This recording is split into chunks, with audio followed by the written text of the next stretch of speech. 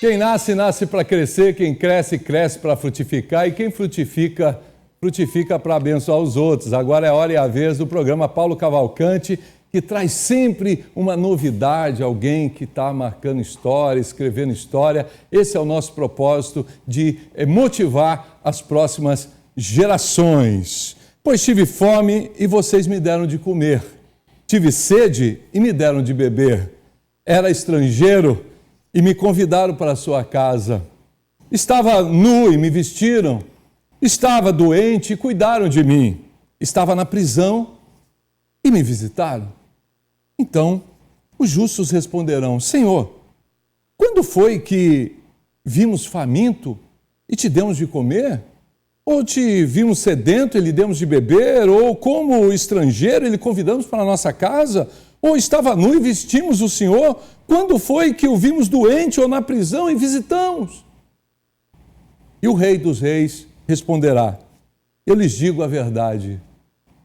Quando vocês fizeram isso ao menor dos meus irmãos, foi a mim que vocês fizeram.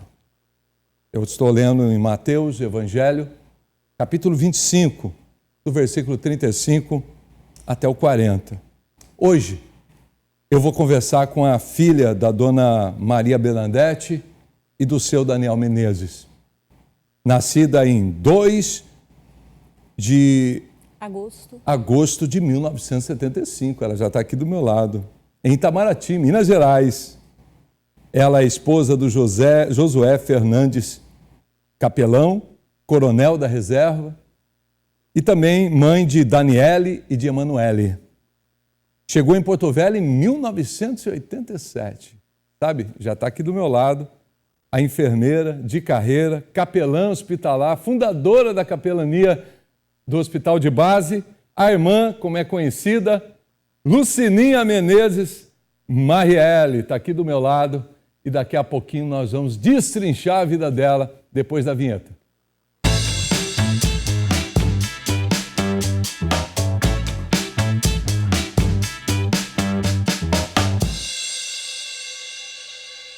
Pois é, gente, muito boa noite. Começa agora mais um programa Paulo Cavalcante e hoje eu tenho essa personalidade, o prazer de receber essa minha amiga de fé e ao mesmo tempo uma pessoa que um monte de gente aqui em Porto Velho conhece, né? Está conosco há mais de 26 anos, trabalhando, cuidando de pessoas, a capelã, fundadora da capelania ali do Hospital de Base, a nossa irmã Lucininha Menezes Marielle. É um prazer receber você aqui no programa Paulo Cavalcante, na Rema TV, Lucininha. Prazer é todo meu. Eu que fico muito feliz em estar aqui, um pouco tímida, né? Porque eu nunca tive, assim, na televisão, mas... Pode continuar. Eu agradeço a Deus a oportunidade e obrigada por ter me convidado. Né? Ok. Lucininha, aqui a gente sempre tenta, todo mundo conhece você como capelã, a pessoa que tem cuidado aqui dos doentes do Hospital de Base, mas eu quero conhecer um pouco da Lucininha pessoa, a filha do seu José e também da dona Maria. Fala um pouco da sua história, de quando a senhora começou, né? Seu Josué, seu pai, né? Não, Daniel. Daniel, desculpa. Daniel. A esposa de Josué, desculpa. É filha do seu Daniel e também da dona Maria. Conta um pouquinho da sua história, como é que foi a sua infância, lá em Itamaraty, isso? Itamaraty de Minas. Isso. Uma cidade do interior. Uma cidade do interior e acho que deve ter menos de, 5 mil habitantes. Olha. Eu cresci nesta cidade, pequenininha, ainda é pequena, não tem nem sinal de trânsito. Olha. E cresci uma infância um pouco sofrida, porque meu pai tinha problemas de saúde e cresci nesse meio, né? Ele tinha problemas mentais, ele era paciente psiquiátrico, mas eu tenho muito orgulho de ser filha do senhor Daniel Gregório de Menezes. meu maior orgulho, um homem trabalhador, trabalhava na roça para sustentar a gente. Ele recebia um benefício, que era meio salário mínimo, e não dava assim para sustentar. E ele trabalhava na roça ainda para sustentar a gente. Então, muito orgulho do meu pai, ele já é falecido, mas eu só tenho a agradecer a Deus pela minha mãe e por ele. Que minha mãe, uma grande mulher, que cuidava do meu pai quando ele estava doente. E a gente era pequenininho, a gente via meu pai indo para os hospitais psiquiátricos. Era uma situação muito difícil, eu pequenininha. Isso eu quero deixar bem claro, mostrar para vocês. Eu era bem pequenininha e eu ficava com medo do meu pai não voltar. Então a gente ama o papai. Mesmo que ele tivesse os problemas dele, você amava, né? Nossa, sempre amava. Então ele ia para Barbacena, aquele hospital que todos conhecem a história da pesada lá, Barbacena, era choque elétrico, era tudo. Isso aí ainda eu não sabia, mas ele sofreu muito, mas era um homem guerreiro. Quando ele voltava, ele ficava internado uns 45 dias no hospital, não dava para a gente ver, né? Eu era bem pequenininha. Ele tinha surtos, né? Ele dava crises de vez em quando. E então, quando ele voltava, e eu pequenininha, às vezes eu via levando meu pai e eu chorava. Mas assim, eu amava o meu pai muito e graças a Deus, eu queria que meu papai voltasse. E hoje eu vejo também assim no hospital, todos que estão ali, principalmente na psiquiatria, muitos querem que o seu papai volte, que a sua mamãe volte. E graças a Deus o meu papai voltava. E Deus deu para ele 72 anos de idade. Olha só. Ele viveu 72 anos, graças a Deus e a minha mãe, que cuidava muito bem dele. Então, eu tenho esse exemplo na minha vida. Lucininha, foi por isso que você resolveu seguir a carreira da enfermagem? Ou foi... Como que foi isso? Eu sempre, a minha vida toda, eu fui religiosa. Eu sou de uma família católica. Meus pais católicos, meu pai muito católico. E eu cresci na igreja católica, fui catecista, era influente na cidade, e a cidade pequenininha. E eu me converti com 14 anos de idade.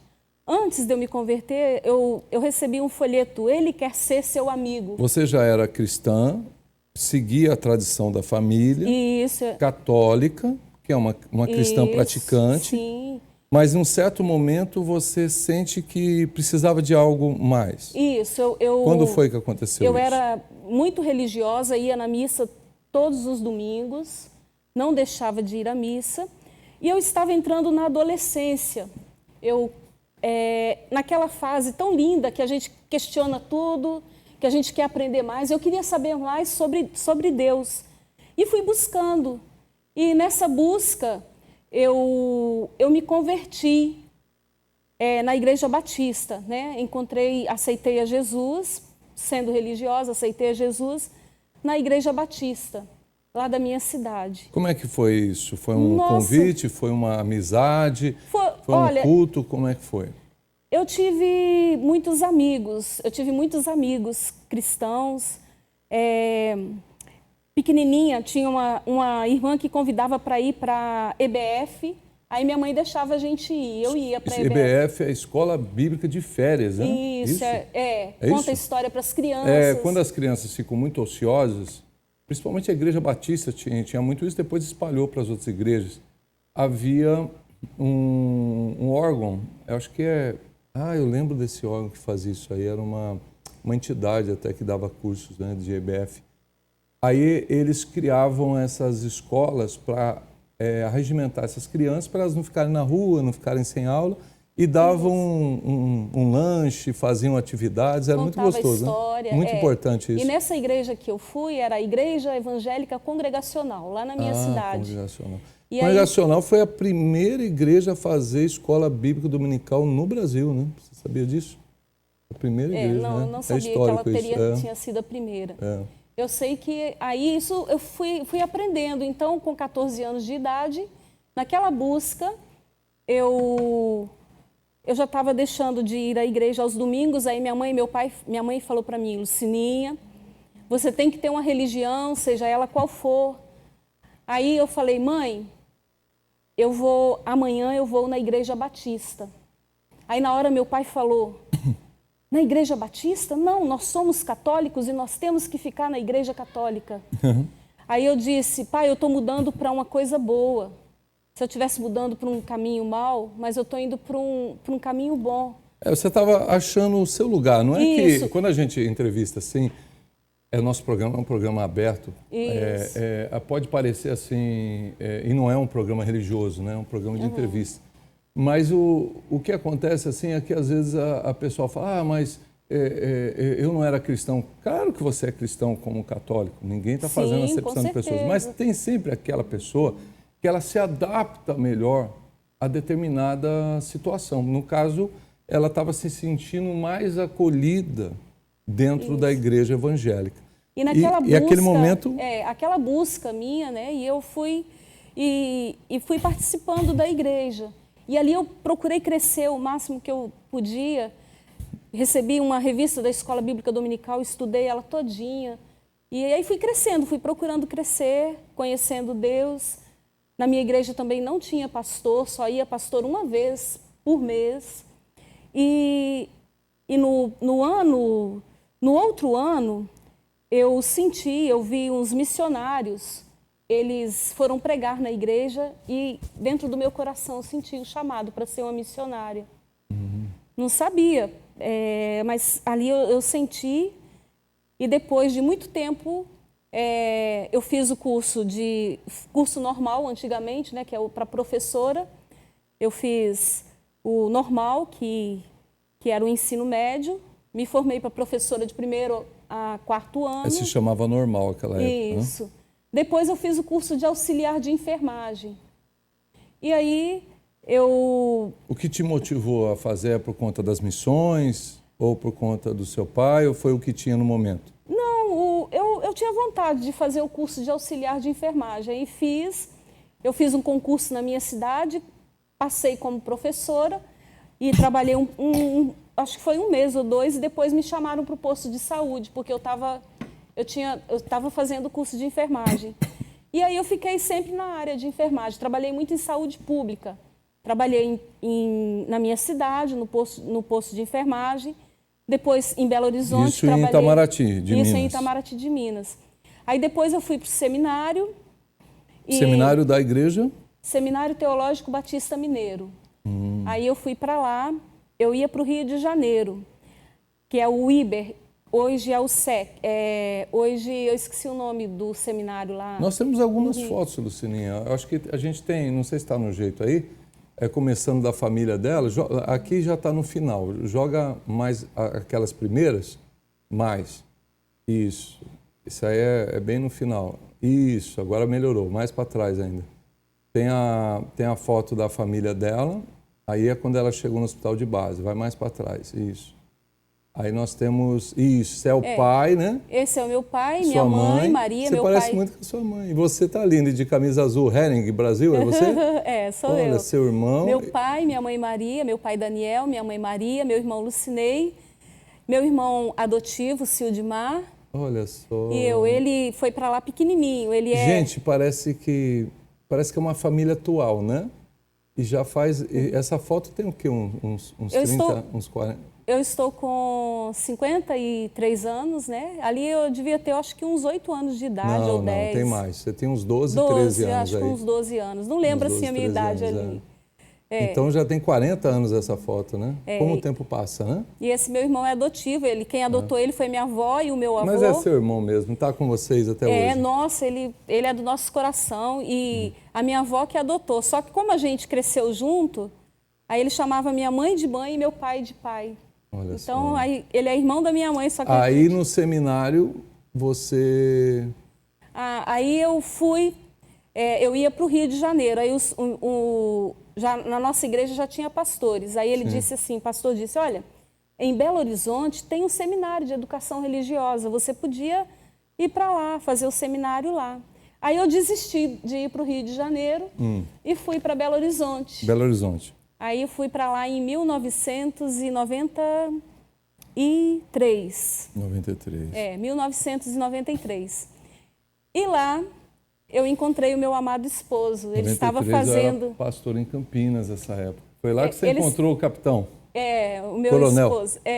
Aí lá, o primeiro semestre, eu vi ele, a gente se conhecia, assim, era um amigão. Só que aí depois do primeiro semestre, a gente ali é a formatura de vocês, nessa foto, aí a gente né? já se apaixonou. Quanto tempo vocês ficaram no seminário?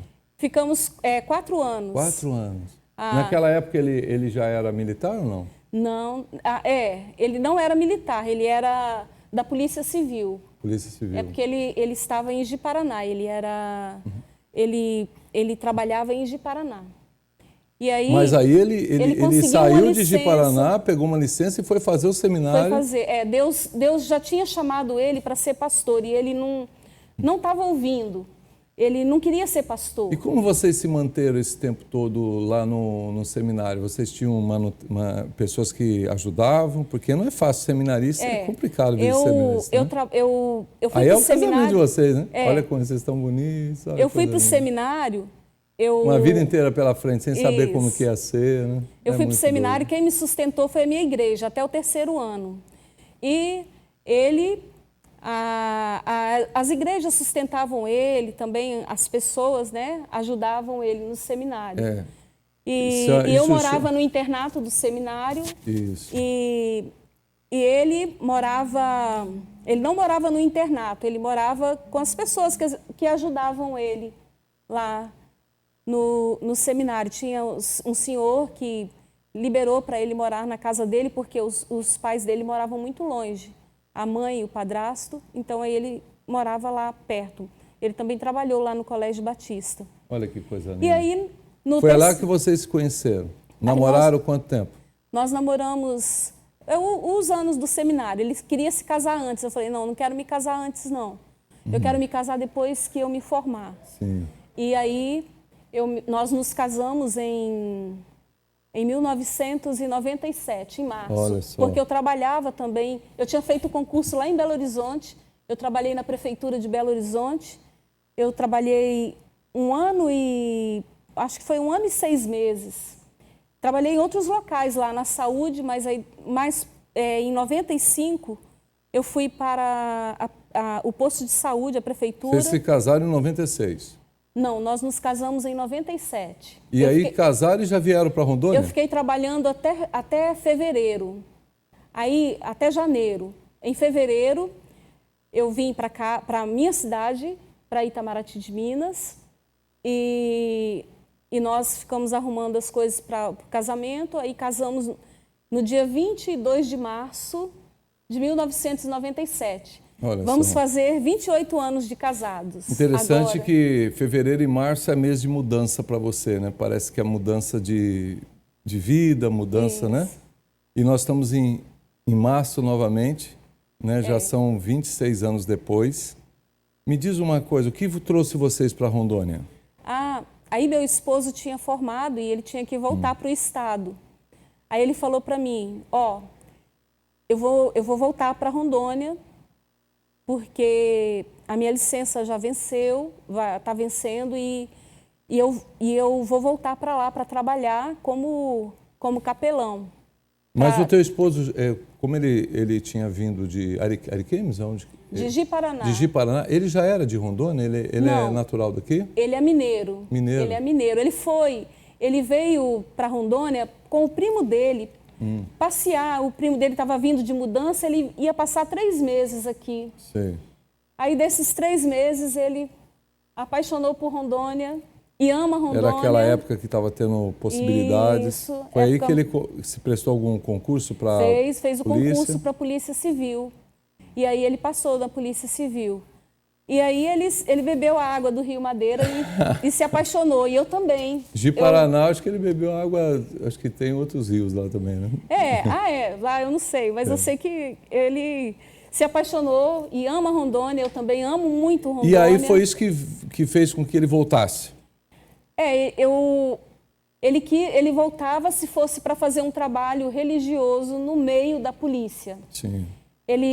Nós fizemos o TCC no seminário.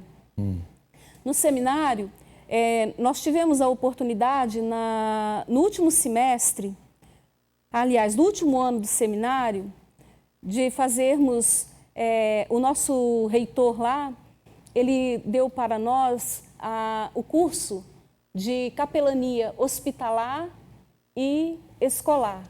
Sim. Então, nós fizemos capelania escolar e hospitalar. E aí a gente também tinha que fazer o TCC.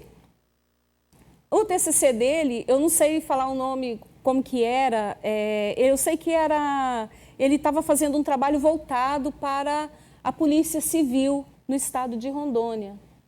E você lembra o nome? Pode me ajudar? Fala para mim. Então, depois ele está nos bastidores lá, depois ele fala. Mas aí você fez essa especialização e vocês resolveram vir para cá. Isso, aí nós resolvemos vir para Rondônia. Quando vieram direto para Porto Velho ou para Ji-Paraná? Não, aí nós já viemos para Porto Velho, já viemos... E quando foi que ele resolveu fazer parte, que era do Exército, né? Ou é da Polícia Militar? Não, é da Polícia Civil, ele era da Polícia Civil. E aí ele trabalhava, aí ele retornou ao trabalho, só que ele fazia o trabalho... ele fazia o trabalho da Polícia Civil e eu não sei assim, explicar muito bem, eu sei que ele fazia o trabalho dele com os colegas... Ele é agente, né? Eu sei que ele fazia o trabalho e... Aí o que aconteceu? Ele estava fazendo um trabalho voluntário também na Polícia Militar. E na época tinha um coronel da Polícia Militar, deixa eu ver se eu lembro o nome dele... Se não tiver, no problema, já conta a história. Ele era o comandante-geral, o coronel Abreu. Aí o coronel Abreu fez uma entrevista com ele e convidou ele para trabalhar na Polícia Militar. Para enganjar. Isso, assim, trabalhar como voluntário. Como voluntário. E tinha o concurso da Polícia Militar, já tinha um concurso que já tinha sido feito há muito tempo e eu sei que aquele concurso ele já ia prescrever, não sei, eu sei que aí foi lançado o concurso da Polícia Militar para capelão, aspirante a capelão. Aí ele fez o concurso, outros pastores também fizeram e graças a Deus ele foi aprovado e ficou trabalhando na Polícia Militar. Como capelão. Como capelão. E eu fiz o concurso para... E ele entrou como soldado ou já entrou graduado? Ele entrou como aspirante. Como aspirante. Aí, aí depois ele foi... eu não sei direito as patentes, deixa eu ver. Mas deve ir para sargento, Foi para primeiro... Tenente? Me ajuda aí, fala aí. Porque ele foi para aspirante, aí depois eu acho que ele foi para tenente... Depois ele foi para primeiro tenente, segundo, terceiro, acho. Aí chegou a coronel. Chegou a coronel. A major, foi major e coronel. Sempre trabalhando na capelania. Sempre trabalhando na capelania. E aí, quando foi que a senhora começou no hospital de base? Foi direto no hospital de base ou foi em algum outro hospital? Eu comecei primeiro, porque eu fiz o concurso, eu sou auxiliar de enfermagem. Eu não sou enfermeira, né? Eu sou auxiliar. Sim. Hoje nem tem mais auxiliar, hoje é técnico de enfermagem.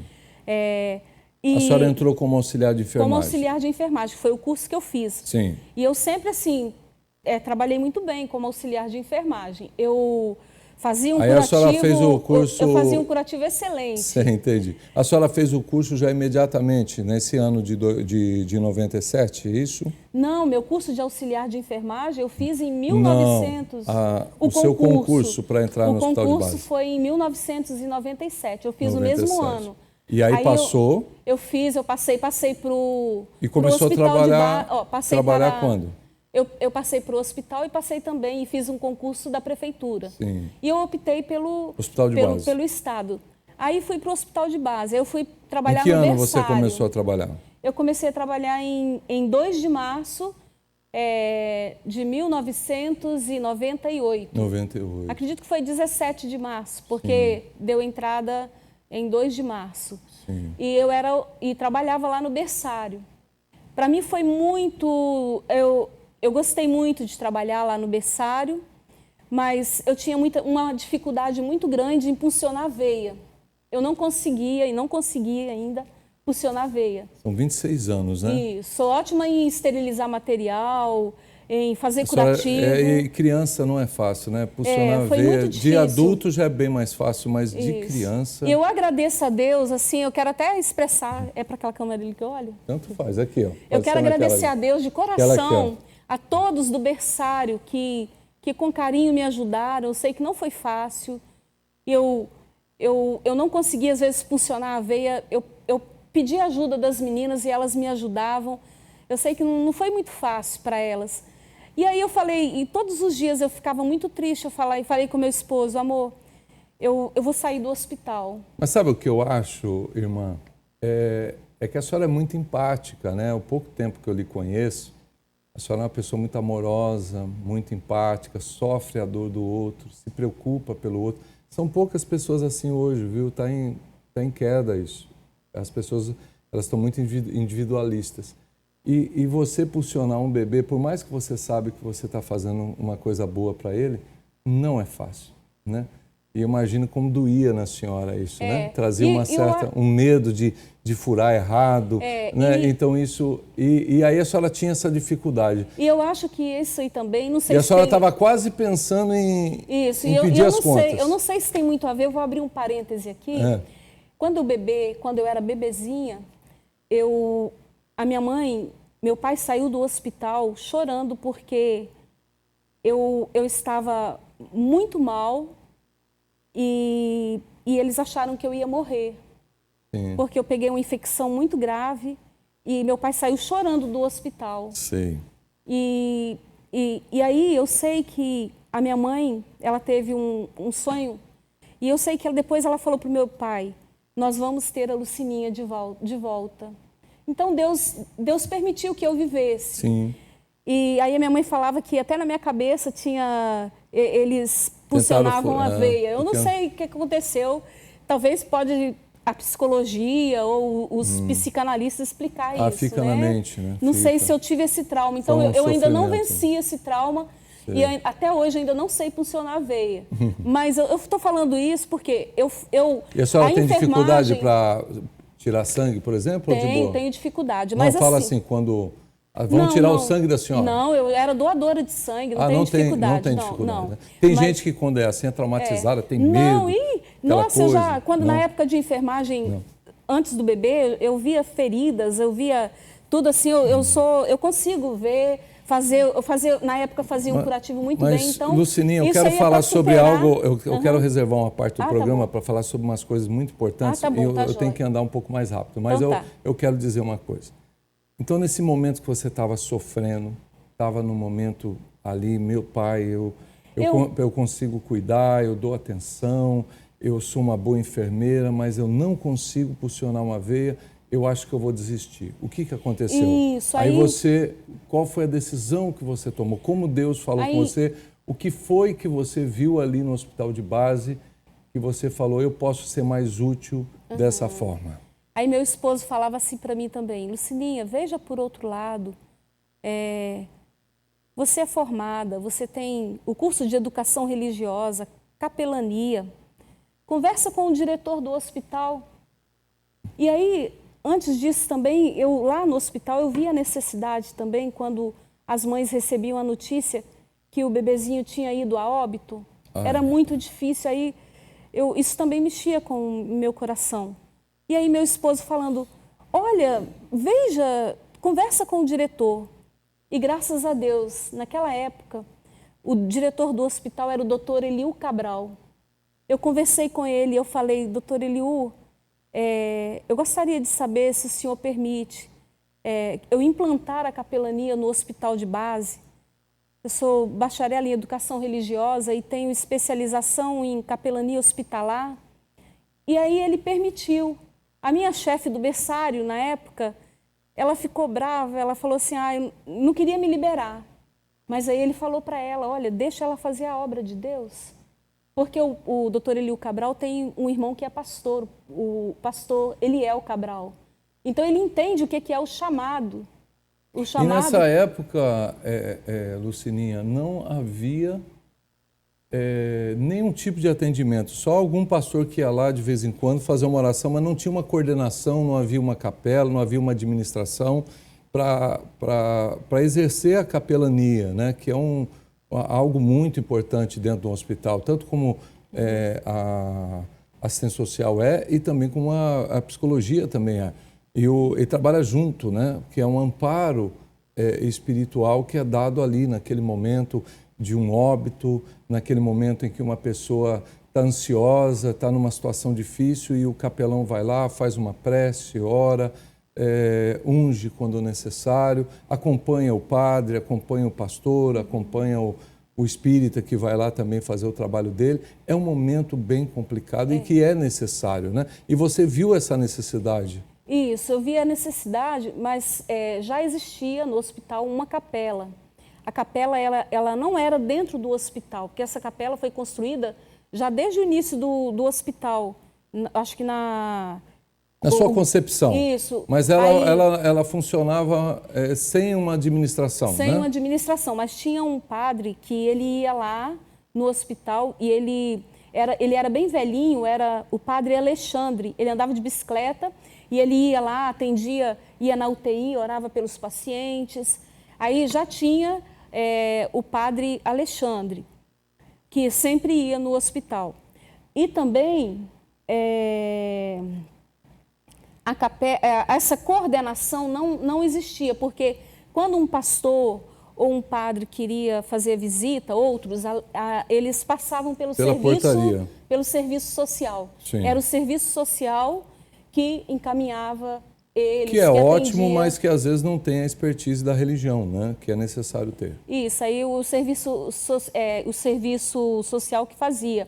Sim. Aí depois, quando eu entrei para a capelania, Eu quero falar um pouquinho sobre quando você entrou, que ano foi e quando você resolveu realmente fundar a capelania no sentido de ser a capelã, mas eu vou falar isso e é coisa linda, você precisa ver o que aconteceu. Se você já passou pelo hospital de base, você sabe do atendimento que a capelania dá e como é importante tudo isso, a nova construção da capela, que teve toda a manifestação também da Igreja Católica, foi algo muito especial. Nós vamos falar isso daqui a pouquinho, depois dos nossos comerciais, daqui a pouquinho a gente volta.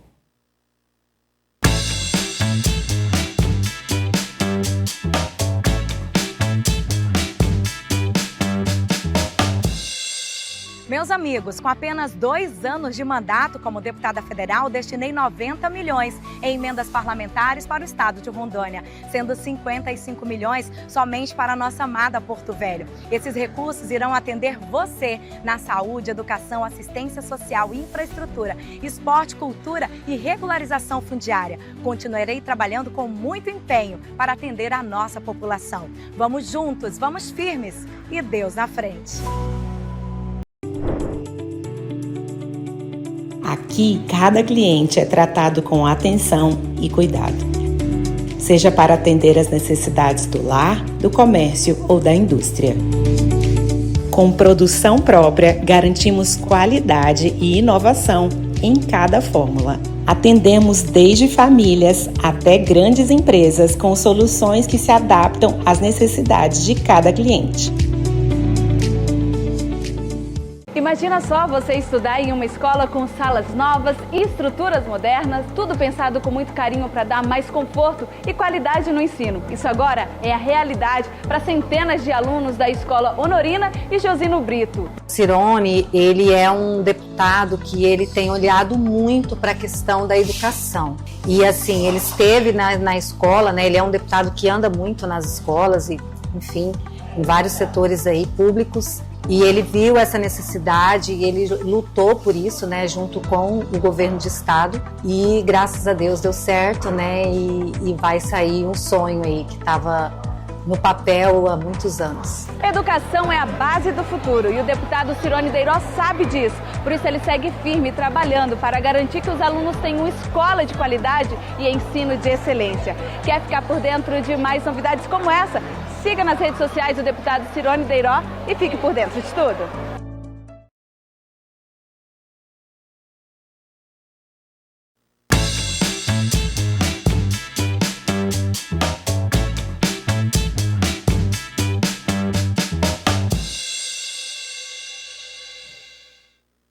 Oi, gente, nós estamos aqui, sabe, destrinchando a vida da Lucininha. É a verdade. Lucininha, que é capelã do Hospital de Base. Há 26 anos, né, Lucininha? 25 ou 26 anos? 26 anos. 26 Fez 25 anos passado e agora, dia 1º de março, completou 26 anos. Dia 1º de março completou 26 anos. Eu estou aqui com a Lucininha porque justamente agora, dia 1º de março, a Lucininha aposentou. Ela passou o cajado, né, para uma equipe, eu faço parte dessa equipe também lá, de capelões que estão cuidando ali da capelania do Hospital de Base. E a gente não podia deixar isso passar em branco, né? São 26 anos de dedicação. Né? Havia já um serviço religioso, porque sempre houve serviço religioso em todos os hospitais, desde que isso tudo começou. Né? As primeiras casas de misericórdias eram exercidas até pela Igreja Católica. Né? A Casa Beneficência Portuguesa, as Santas Casas e por aí vai. Sempre os religiosos estiveram à frente, cuidando de pessoas. Né? E chegou o momento em que precisava, no Hospital de Base, de uma coordenação. A capelania, ela faz uma administração de como visitar, cria normas, ajuda pessoas e também, ao mesmo tempo, mantém ali de plantão um religioso, né? Que geralmente o capelão, ele é ou é um padre, ou ele é um pastor, ou ele é um formado em teologia que vai trazer o amparo naquele momento, porque às vezes não é todo momento que tem um pastor no hospital, não é todo momento que tem um padre no hospital e que necessita do capelão ou da capelã, que é uma coisa nova, porque a capelã não existia até algum tempo atrás, né? E ela, há 26 anos, quebrou esse tabu, né? Fundando a capelania do Hospital de Base e, ao mesmo tempo, sendo a primeira capelã mulher, que já é algo assim. Nós estamos no mês da mulher, né? Daqui mais alguns dias, é dia 8 de março, e é o Dia Internacional da Mulher. E já é uma homenagem, nós saímos na frente aqui no estado de Rondônia, tendo no nosso Hospital de Base, que é o nosso maior hospital de Rondônia, no início, a fundadora da capelania, uma mulher. Conta um pouco essa história, como é que foi essa fundação, quais os primeiros passos que você deu há 26 anos atrás. Isso foi em 1999 ou 98? 1999. 99. Conta para mim. Primeiro, eu tive o apoio, né, do Dr. Eliú Cabral e depois de todos os diretores que passaram pelo Hospital de Base. Porque cada vez que trocava de governo, trocava de diretor, mas eu ia lá com eles, com medo de me tirarem da capelania, mas graças a Deus me atendiam muito bem e deixavam eu ficar na capelania. Tinha um que era ateu, até eu cheguei lá, eu fiquei preocupada, mas ele me atendeu muito bem e deixou continuar a capelania. Agora, assim que eu fiquei trabalhando na capelania, meu esposo sempre me apoiou. Então, ele falou, Lucininha, aí ia ter um curso também de capelania em São Paulo. Aí eu fui fazer o curso com a capelã lá de São Paulo, Eleni Vação. Ela já trabalhava há 25 anos, hoje ela deve ter não sei quantos anos, ela deve ter... Eu não vou falar que às vezes eu posso errar. Eleni Vação, ela também me ajudou muito. Eu estive fazendo curso com ela lá, fiz capelania infantil, visitação hospitalar infantil e também depois eu fui para lá, eu acredito que foi em 2000, fiquei 2 semanas, fui no Hospital das Clínicas de São Paulo, na época ela era capelã lá do Hospital das Clínicas, e também no Instituto de Infectologia Emílio Ribas. E fiquei passando, fiz um estágio lá, porque a capelania lá, a gente fazia o curso e ainda fazia o estágio. Se não fosse aprovado, eles também não dava não dava o certificado. E aí eu sei que foi muito bom, aprendi muito, conheci os hospitais lá. Aí depois ela saiu do Hospital das Clínicas. Em 2008 eu fui para o Hospital do Servidor Público em São Paulo. Aí fui para a capelania fazer lá o curso de visitação de adultos. Então, eu sempre Mas tive... isso tudo, isso foi estudos que a senhora foi desenvolvendo, foi tentando aprimorar, mas a capelania começou em 1999. Começou em 1999. Quais os primeiros passos foram? Como é que foi? Olha, os primeiros passos assim, foram... eu não tinha sala, aí falei com o enfermeiro, ele deixou ficar numa sala próxima. E ali comecei a visitar as pessoas, comecei a ir na psiquiatria, nas enfermarias. Vendo as necessidades, né? Isso, aí fui conhecendo, fui me apresentando, pedindo permissão, entrando e também já dando orientação para os visitadores, que tinha irmãos que já visitavam no hospital. Mas não tinham perfil, não tinham como seguir um padrão, né? Aí eu passei a dar as normas de visitação hospitalar, baseado no livro No Leito da Enfermidade, da capelã Eleni Vassão. E coloquei umas observações do Gary Collins, que também tinha... era um livro, Aconselhamento Cristão, de Gary Collins, e também coloquei essas observações, e aí eu passava essas orientações. Aí você foi criando tipo um regimento, princípios, isso, né? Porque é muito sério isso aí, capelã, Lucininha. Porque, às vezes, sabe o que acontece, gente? A pessoa vai para um lugar desse, ela vai cheia da boa intenção. Ela quer ajudar o enfermo, mas, às vezes, faz uma oração muito alta, não pode. Chega um momento lá, por exemplo, que a pessoa fala, isso aí é um espírito maligno, quer expulsar o espírito maligno. Não é necessário isso, não pode. No ambiente hospitalar, não é o local adequado para esse tipo. Agora, o que mais me dói é comentários que eu já vi de pessoas visitando. Por exemplo, o que esse aí tem? Esse aí está com câncer. Meu tio morreu disso. Pessoal, imagina, a pessoa está lá no leito ali, né, numa situação difícil, aí alguém chega perto dela e diz assim, meu tio morreu disso. Né? Nossa, você já cria um ambiente de morte na cabeça da pessoa. Né? Isso aí minha mãe teve isso também, o que aconteceu? Ela morreu. Pô, mas meu Deus, devia ser trazido. Então, quando a gente vai para um ambiente de hospitalar, você não vai para ficar falando do inferno, você não vai para ficar falando, você tem que falar do quê? Do amor de Deus. Você tem que falar que há cura, que para Deus não há impossíveis, né? E é dessa forma que nós levamos, né? Quando uma pessoa é bem cuidada, vamos supor, existem patologias e você vê que verdadeiramente, se não houver um milagre fora do comum, a pessoa está caminhando para o óbito. Mas eu já conheci pessoas que tinham uma previsão de ter 1 mês de vida que viveram mais 1 ano. Por quê? Porque se incentivaram, receberam palavras boas e aquilo trouxe vida para a pessoa. Eu acho que é por aí que a capelania trabalha, né? Sim, sim. Eu me preocupei muito quando assumi a capelania em orientar os visitadores. Então, nós tínhamos, quando eu cheguei de São Paulo, eu tinha trazido 3 vídeos. Naquela época eu passava o vídeo, telecurso de visitação hospitalar. Eu acho que tem até uma foto de você passando isso aí no hospital. Tem algumas fotos do hospital no ali. Auditório, aquele foi no auditório, que era a reunião que eu estava fazendo, passando a orientação para eles. Essa foto aí, ó, ela é do... já é muito antiga, eu não sei nem quantos anos.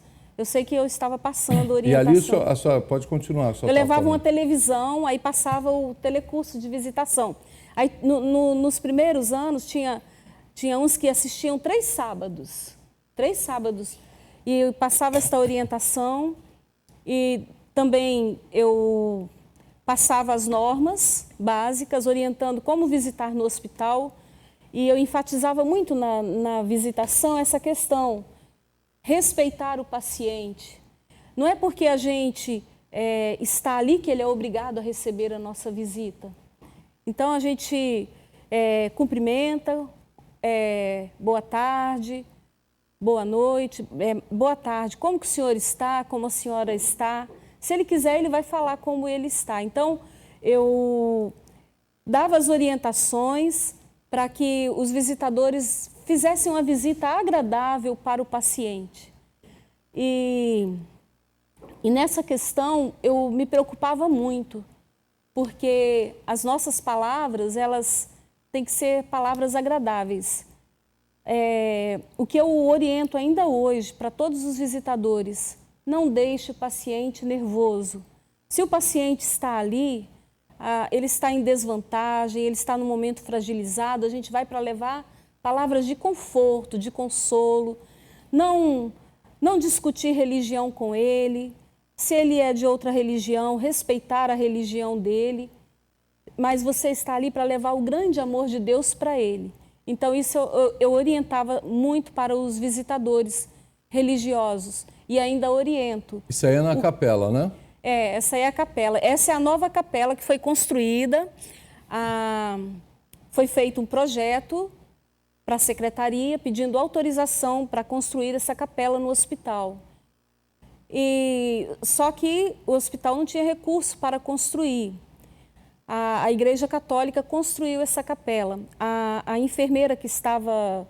Tinha uma enfermeira, Ana Feitosa, ela falou para mim, ela disse, vai construir a capela, o que você acha? Eu dizia, não, deve construir e deve ser feito, sim, uma capela, que ela seja ecumênica para todos participarem. E aí eu fui na época no bispo, na época era o bispo que faleceu, eu fui até pedir que a capela fosse ecumênica e disse para ele isso. E a Igreja Católica que construiu, investiu, né? É muito linda a capela, ela é pequena, mas ela é muito aconchegante, né? Ela é linda, é um lugar agradável, muito bom, que a gente fica muito em paz e que os pacientes vão lá para orar, para rezar, eles vão lá buscar ao Senhor. Isso é ótimo. Bom, aí... Essa atividade aí, eu não me lembro se foi Dia das Mães ou Dia dos Pais, isso foi muitos anos atrás, o hospital era desse jeito. Aí a gente não tinha capela, não tinha lugar para fazer as celebrações, era feito no corredor. Aqui eu estava junto com o serviço social, na época era Ana Florindo, Margarete, a gente estava planejando, acho que foi o Dia das Mães, se não me engano, e a gente estava fazendo uma homenagem. Foi uma data especial. Principal, é o corredor que dá acesso, né? Aquele corredor das clínicas lá. A gente fez essa celebração lá. Acho que aquela ala do fundo nem tinha sido construída ainda, né? Não tinha. Era pequeno o hospital. Naquela época ele ainda era pequeno. O hospital cresceu muito hoje, tem muitas alas, né? Cresceu, tem... E eu queria falar um pouquinho com você também, capelã, no sentido da importância da capelania. Esses anos todos, são 26 anos servindo, cuidando, orando pelas pessoas, administrando a entrada das pessoas, ajudando aqueles que têm boa intenção, mas boa intenção apenas não basta, tem que ter preparo, né? Hoje as igrejas, principalmente no ramo evangélico, no segmento evangélico, elas se multiplicaram muito. Existe o neopentecostalismo, existe uma série de coisas e ali alguns costumes básicos se perderam, né? As pessoas, elas seguiram o que elas achavam que devem e tal, e muitas vezes isso não se adapta às normas. Então é necessário que haja um controle para que tanto o paciente seja protegido, como também a igreja possa também fazer o papel dela da forma correta, sem ser cerceada. Porque existe uma pressão muito forte para que não tenha religião em lugar nenhum. E a religião faz parte, né? é muito triste você chegar para uma pessoa e falar assim, olha, não existe nem céu, nem inferno, nem Deus, nem nada, e acabou. Né? Poxa, a vida perde sentido completamente, né? Uma pessoa que está lá no leito de morte, ela fala, caramba, então acabou, né? Mas quando você tem a esperança, né, de que algo bom pode acontecer, e se essa vida terminar por aqui, você tem a sequência, né, de alguma forma. Isso é muito importante. É importante que a pessoa receba também o carinho, né? Seja de qual religião for. O que eu vejo nesse texto que eu abri o programa de hoje, o próprio Senhor Jesus, ele fez questão de dizer, estive doente e me visitaste. A importância que é visitar, a importância que é cuidar, a importância que é acolher, né? Ele foi visitar Lázaro quando estava doente, né? Não conseguiu alcançá-lo vivo, mas foi, né? Ele foi visitar a sogra de Pedro, que estava doente, e a curou, né? E a curou. Então a gente vê que Jesus, ele foi visitar a filha de Lázaro e de Jairo, né? Então Jesus sempre esteve envolvido com o cuidado, sempre esteve envolvido com o zelo. Ele foi um capelão, né? Na época dele. E quais foram assim as suas lembranças nesses 26 anos? As coisas, eu sei que se você fosse ter que falar, nós teríamos que ficar aqui o dia inteiro, mas alguma coisa que te chamou a atenção, uma ou duas ou três, dos seus atendimentos, de pessoas que foram atendidas lá através da capelania, milagres, coisas que aconteceram assim que você fala, realmente isso só Deus podia fazer uma coisa dessa, ou alguém que estava muito desesperado e com a oração foi acolhido. Quais testemunhos você tem nesses 26 anos? Você poderia falar pelo menos uns 2 ou 3? Me lembro, quando entrei, tinha uma mãe que o bebê dela tinha sumido lá do hospital. Raptaram o bebê. E ela estava desesperada. Eu sei que eu acompanhei essa mãe e fiquei orando o tempo todo, pedindo a Deus para que conseguisse encontrar essa criança. E aí, graças a Deus, isso foi pela manhã e à tarde, à noitinha, tinham encontrado. Eu orei e pedi muito a Deus que Deus fizesse esse milagre, ajudasse essa criança a aparecer. E aí apareceu essa criança. Foi na delegacia, acompanhei vários locais. Ela tinha sido sequestrada mesmo? Era uma pessoa que tinha levado, né? Meu Deus. E essa mãe estava desesperada. E isso aí há muitos anos atrás. E era logo quando eu entrei na capelania. E também são muitas coisas que às vezes a gente não consegue realmente lembrar, né? Eu sei que teve uma situação de uma jovem que ela faleceu, 15 anos de idade. Imagina o desespero de uma mãe, né? Ver a filha jovem falecida. Aí nessa hora eu entrei lá, fiquei com a mãe, deixei ela chorar, grita. E assim, a gente não fala nada nessa hora, a gente deixa eles, o sentimento deles. O abraço é mais que tudo, né? Isso, deixei ela. E eu sei que depois eu fui, no outro dia, aí dei uma palavra, depois eu pedi se podia fazer uma oração, fiz a oração. E no outro dia eu estava num culto fúnebre e estava lá essa mãe com a filha, estava sepultando.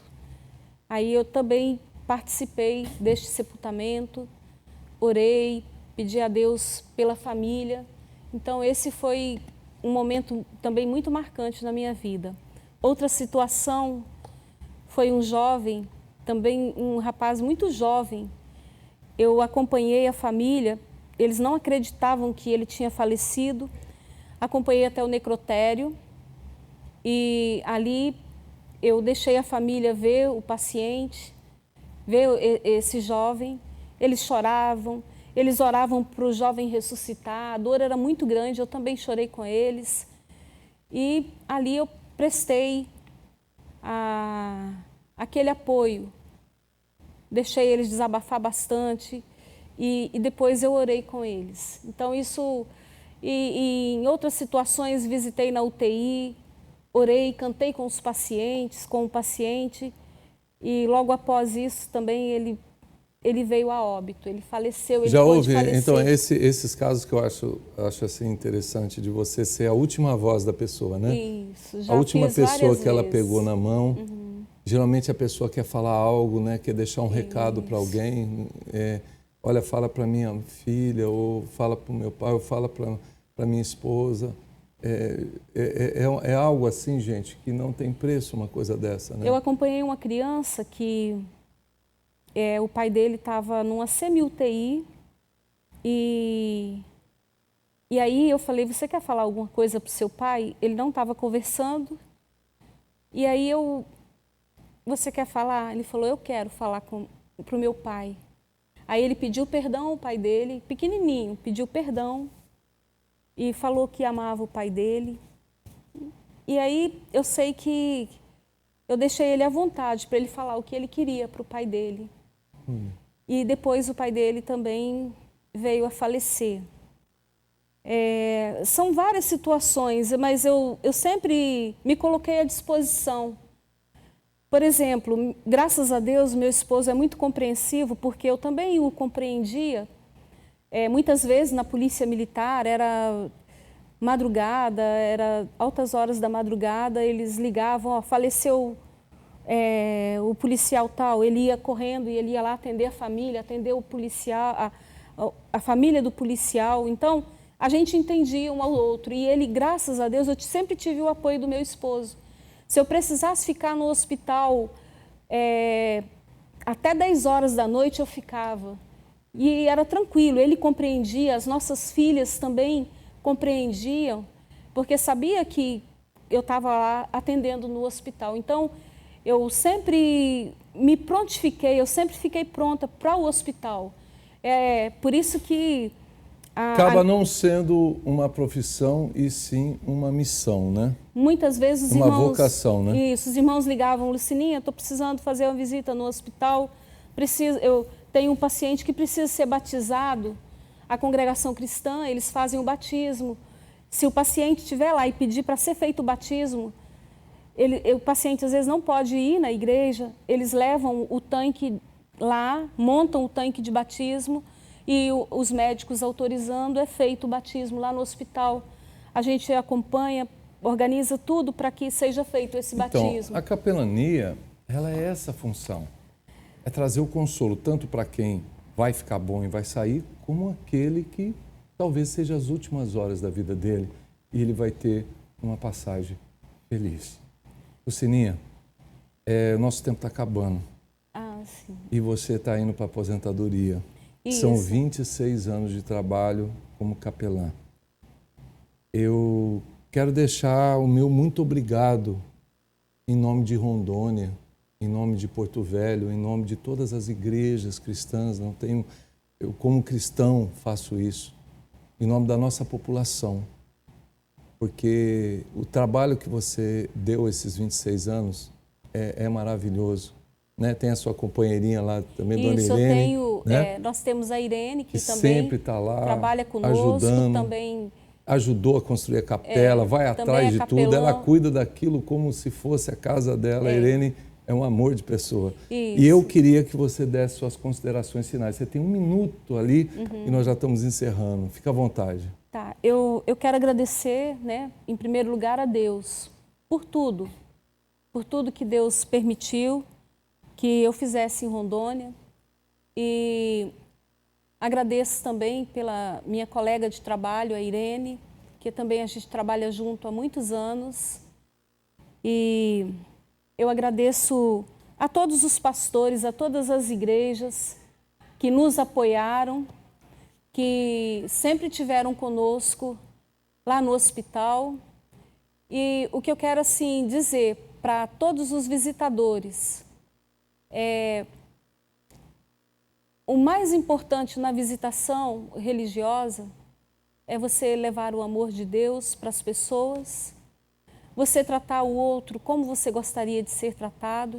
Então, é o amor de Deus, é você ter aquele amor àquela pessoa que você vai visitar, sem preconceito, mas como o seu próximo, como um irmão. Então, amar aquela pessoa que você vai visitar, respeitá-la e também ouvi-la, né? No hospital nós gostamos muito de falar, mas nós não gostamos de ouvir. Mas ouvir é muito importante. Então, ouvir também nós aprendemos. E na visitação, o que nós precisamos é isso, é respeitar o paciente, levar esse grande amor de Deus para eles e ajudá-los dentro do que nós pudermos fazer. Lucininha, eu quero agradecer demais a sua presença aqui na Rema TV, no programa Paulo Cavalcante. Quero agradecer esses anos todos que você serviu. Você que está voltando para cuidar da mamãe lá em Minas Gerais.